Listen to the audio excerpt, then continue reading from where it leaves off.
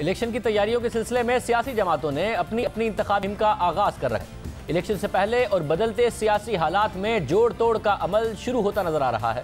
حکمراں اور اپوزیشن جماعتیں اپنے مضبوط گڑھ کے علاوہ ان علاقوں میں بھی الیکشن کیمپین چلا رہی ہیں جہاں اس سے پہلے توجہ نہیں دی گئی تھی۔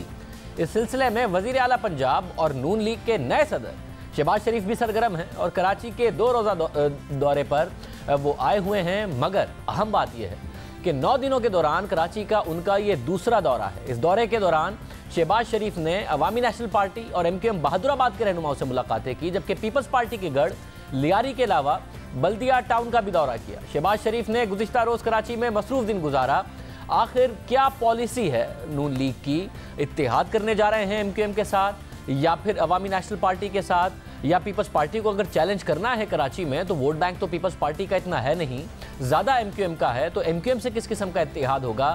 جب میڈیا سے بات کر رہے تھے تو کیا کہہ رہے تھے، ذرا دیکھیں۔ میں یہاں پر کوئی پولیٹیکل پوائنٹ سکورنگ کرنے نہیں آیا، میں صرف یہ کہنے آیا ہوں اور ان کو میں نے گزارش کی ہے، ان کا جو ایجنڈا ہے کہ ہم نے ہر صورت امن قائم رکھنا ہے، بھائی چارہ کا پیغام دینا ہے، دوستی بڑھانی ہے، ترقی کرنی ہے، ہم اس میں ان کے ساتھ پوری طرح ان کے ساتھ ہیں۔ کراچی شہر میں جو ہماری جو پولیٹیکل سٹرینتھ ہے اس کا ہمیں اچھی طرح اندازہ ہے۔ اگر ہمیں موقع ملا مل کر شہر قائد کو اس کی اصل مقام دلوائیں گے، اور وقت دور نہیں، یہ جنوبی ایشیا کا الحمدللہ پورٹ سٹی ہے، جنوبی ایشیا کا یہ نیو یارک بنے گا اور زور بنے گا، اور انشاءاللہ دنیا دیکھے گی۔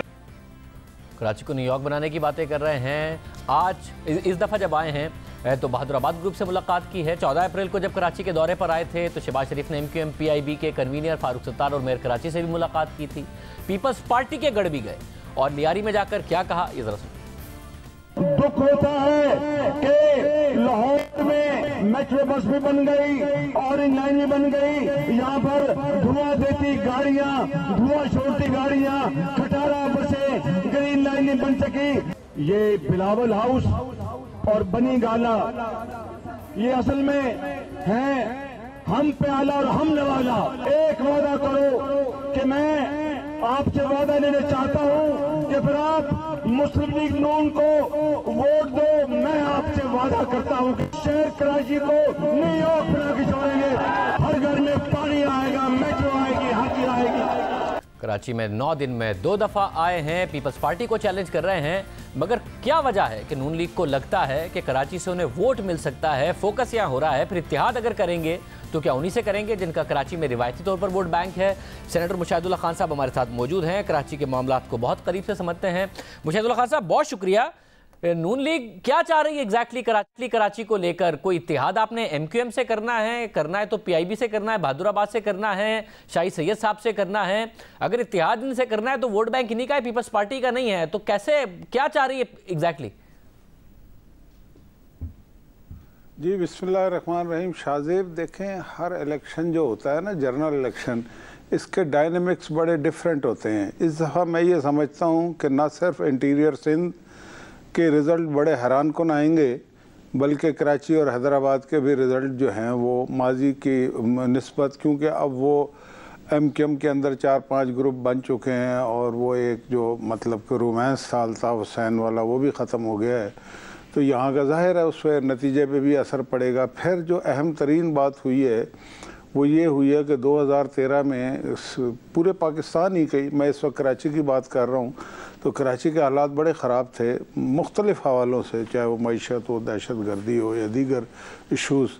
اس کو آ کے ایڈریس نواز شریف صاحب نے کیا 4 سال میں، اور اس یعنی کہ چابک دستی کے ساتھ کیا کہ بہت تیزی کے ساتھ ٹیبلز ٹرن ہو گئیں، جس کے نتیجے میں بڑی کریڈنشل جو ہیں پی ایم ایل این اور محمد نواز شریف کے ڈیولپ ہوئے ہیں، اور وہ صرف کراچی کے کسی مخصوص ایریے میں نہیں ہوئے، وہ لیاری سے لے کے لانڈی تک ہوئے ہیں اور ملیر تک ہوئے ہیں۔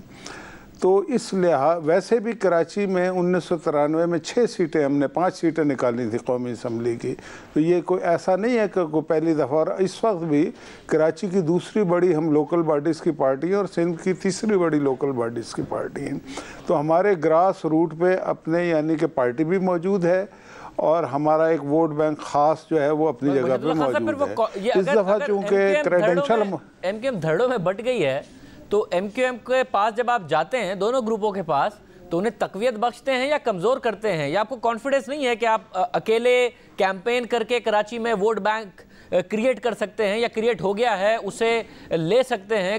کیا پھر وجہ ہے؟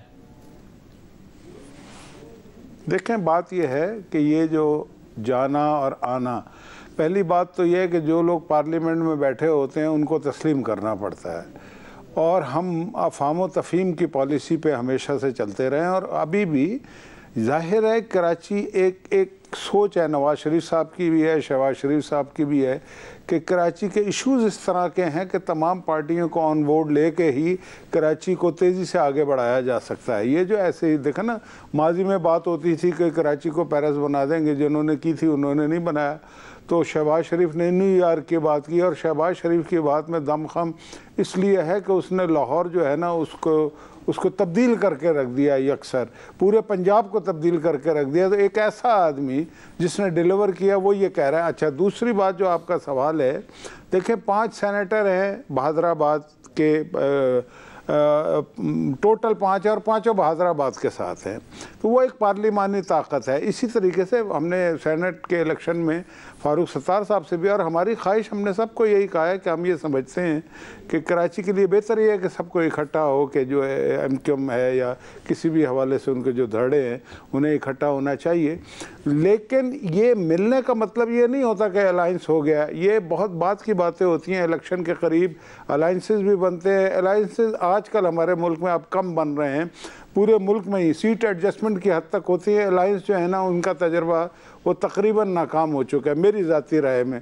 تو سیٹ ایڈجسٹمنٹ ضرور ہو سکتی ہیں، وہ انٹیریئر سندھ میں بھی ہوں گی۔ ہمارا انٹیریئر سندھ میں اب اگلا دورہ اگلے نیکسٹ ہفتے جو ہے شہباز شریف صاحب کا یہ حیدرآباد کی طرف ہوگا، تو پھر میاں صاحب جب تھوڑے سے فارغ۔ مگر مسئلہ یہ ہے کہ اندرون سندھ کے میاں صاحب نے 2013 کے الیکشن سے پہلے بھی جلسے بھی کیے تھے، کراچی کا تو نہیں کیا کوئی جلسہ، مگر اندرون سندھ کے کیے تھے، فائدہ کوئی ہوا نہیں، اور پیپلز پارٹی کا کوئی چیلنج نظر بھی نہیں آ رہا اندرون سندھ میں۔ کوئی ایسی بات نہیں ہے کہ نظر آ رہا ہو کہ جی پیپلز پارٹی کے لیے کوئی کایا پلٹ جانے والی بات ہے اور پیپلز پارٹی بڑی کمزور ہو گئی ہے، کوئی ہوم ورک بھی نہیں ہے۔ تو اندرون سندھ میں آپ کیوں کہہ رہے ہیں کہ ایک الگ الیکشن آئے گا؟ نون لیگ نے کیا کیا ہے اندرون سندھ میں؟